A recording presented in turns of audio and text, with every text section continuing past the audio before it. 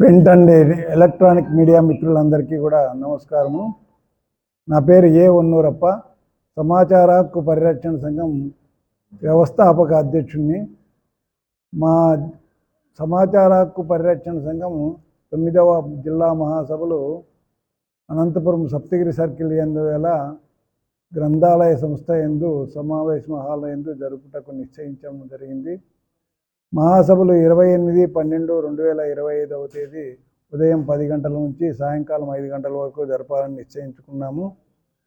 ఈ మహాసభలకు ముఖ్య అతిథిగా గౌరవ జిల్లా కలెక్టర్ గారు, తర్వాత విశిష్ట అతిథిగా జిల్లా రెవెన్యూ అధికారి మలోల గారు, తర్వాత ప్రత్యేక ఆహ్వానితులుగా డిఎంఎండ్హెచ్ఓ శ్రీమతి ఈబి దేవి గారు, ఉమామహేశ్వరమ్మ గారు, గ్రంథాలయ సంస్థ కార్యదర్శి రమ గారు హాజరవుతున్నారు.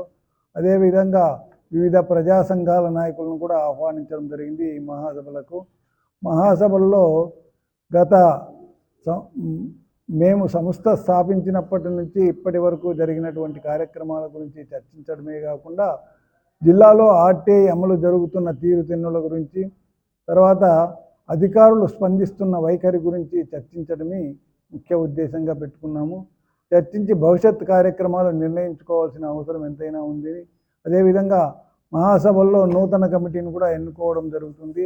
ఆ నూతన కమిటీని జిల్లా కమిటీగా రూపాంతరం చెంది వ్యవస్థాపక అధ్యక్షుడు, తర్వాత మహాసభలో ఆమోదించిన తర్వాత నూతన కమిటీని అనౌన్స్ చేస్తాము. ఆ నూతన కమిటీ తర్వాత ప్రమాణ స్వీకారం కూడా ఉంటుంది. కాబట్టి మధ్యాహ్నం భోజనం కూడా అరేంజ్ చేయడం జరిగింది.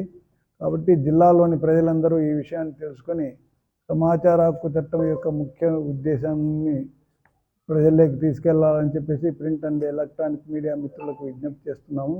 అందులో ముఖ్యంగా జిల్లాకు సంబంధించి జిల్లా అధికారులు ప్రభుత్వ ఉత్తర్వులు కావచ్చు, లేదంటే సమాచార కమిషన్ తీర్పులు కావచ్చు, లేదా కోర్టు తీర్పులు కానీ ఇవన్నీ కూడా ఏవి అమలు జరగడం లేదు. మరి ప్రభుత్వ ఉత్తర్వులకు సంబంధించి ఒక కమిటీ వేయాలని చెప్పేసి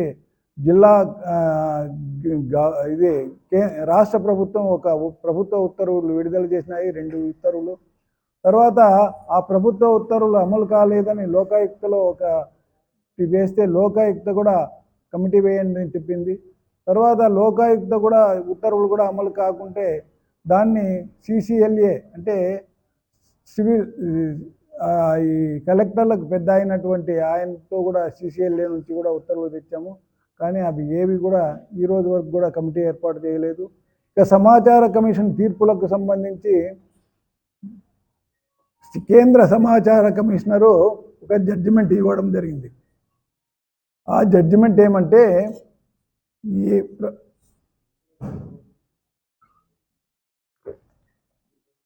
పబ్లిక్ హాస్పిటల్ కావచ్చు, ప్రైవేట్ హాస్పిటల్ కావచ్చు, ఎవరైనా పేషెంట్ అడ్మిట్ అయితే మంచి సిజేరియన్ ఆపరేషన్లు చేస్తాము, నీ కంట్లో మంచి అద్దం వేస్తాము, నీ కంట్లో తర్వాత నీకు మంచి స్టంట్ వేస్తామని చెప్పేసి వాళ్ళు వసూలు చేస్తారు. కానీ అవన్నీ కూడా డబ్బులు లాస్ట్లో వాళ్ళకి బిల్ వేసి డిశ్చార్జ్ అయ్యేటప్పుడు ఇస్తారు. మరి వాళ్ళు నిజంగా మంచి స్టంట్ వేసినారా, స్పెషల్ డాక్టర్ వచ్చి చూసినాడా, వాళ్ళకేమీ తెలియదు పేషెంట్. కాబట్టి ఏ రోజు ఏ డాక్టర్ వచ్చినాడు, ఏమి టెస్టులు చేసినారు అవన్నీ కూడా కేసీట్లో రాస్తారు. కాబట్టి ఏ రోజు కేసీట్ ఆ రోజే అందజేయాలని చెప్పేసి కేంద్ర సమాచార కమిషన్ తీర్పు ఇచ్చినా కూడా దాన్ని కూడా జిల్లాలో అమలు కాలేదు. ఇక కోర్టు తీర్పులకు సంబంధించి సుప్రీంకోర్టు సీసీటీవీ ఫుటేజ్ ఎక్కడైతే నేర విచారణ జరుగుతూ ఉంటుందో అక్కడ నేర విచారణ జరిగే చోట అంతా కూడా సీసీ కెమెరాలు ఏర్పాటు చేయాలి. ఆ సీసీ కెమెరాల ఫుటేజీని భద్రపరచాలి. మినిమం కనీసం 1 సంవత్సరమైనా భద్రపరచాలి. ఎవరైనా బాధితుడు సీసీటీవీ ఫుటేజ్ కావాలని చెప్పేసి అడిగితే ఆ సీసీటీవీ ఫుటేజ్ కూడా అందించడం లేదు. కాబట్టి ఈ విధంగా ప్రభుత్వ ఉత్తర్వులు కానీ, కమిషన్ తీర్పులు కానీ, కోర్టు తీర్పులు కానీ ఏవి కూడా అమలు కాలేదు. దీనికి సంబంధించి సమాచార హక్కు చట్టాన్ని జిల్లాలో సక్రమంగా అమలు చేస్తున్నారా లేదా అని పర్యవేక్షించాల్సిన బాధ్యత జిల్లా అధికారుల మీద ఉంది. దానికోసమే కోఆర్డినేషన్ కమిటీ ఏర్పాటు చేయండి అని చెప్పేసి ఇచ్చారు. కోఆర్డినేషన్ కమిటీకి చైర్మన్గా జిల్లా కలెక్టరు, నోడల్ అధికారిగా జిల్లా రెవెన్యూ అధికారి ఉంటారు. కాబట్టి వీళ్ళిద్దరూ కూడా సమాచార హక్కు చట్టాన్ని జిల్లాలో సక్రమంగా అమలు చేయించాల్సిన బాధ్యత వాళ్ళ మీద ఉంది. ఒకవేళ వాళ్ళకు ప్రతి లేకుంటే వాళ్ళకు సరిగా స్పందన ఉండలేని పరిస్థితిలో ఈరోజు అధికార యంత్రాంగం ఉంది. కాబట్టి ఒక కమిటీ వేయమని 2 ఆర్టీఐ కార్యకర్తలను కూడా ఆ కమిటీలో వేసి కమిటీ వేయమని చెప్పేసి ఉత్తర్వులు ఇచ్చినా కూడా అమలు కాలేదు. ఎందుకంటే కమిటీలో వీలైతే ప్రతి 3 నెలలకు ఒకసారి సమీక్షించండి, అవసరం అనుకుంటే ప్రతి నెల కూడా సమీక్షించండి అని చెప్పేసి ప్రభుత్వ ఉత్తర్వుల్లో క్లియర్గా ఉంది. కాబట్టి ఇవన్నీ కూడా రేపు మహాసభల్లో చర్చించి మహాసభల్లో ఇవన్నీ కూడా ఈ కరపత్రంలో ఏవైతే 20 డిమాండ్లు పెట్టినామో ఆ డిమాండ్లనన్నీ కూడా రేపు డిమాండ్ల రూపంలో తీర్మానాల రూపంలో ప్రవేశపెట్టి ప్రభుత్వాన్ని మేము అడిగేది ఒకటే.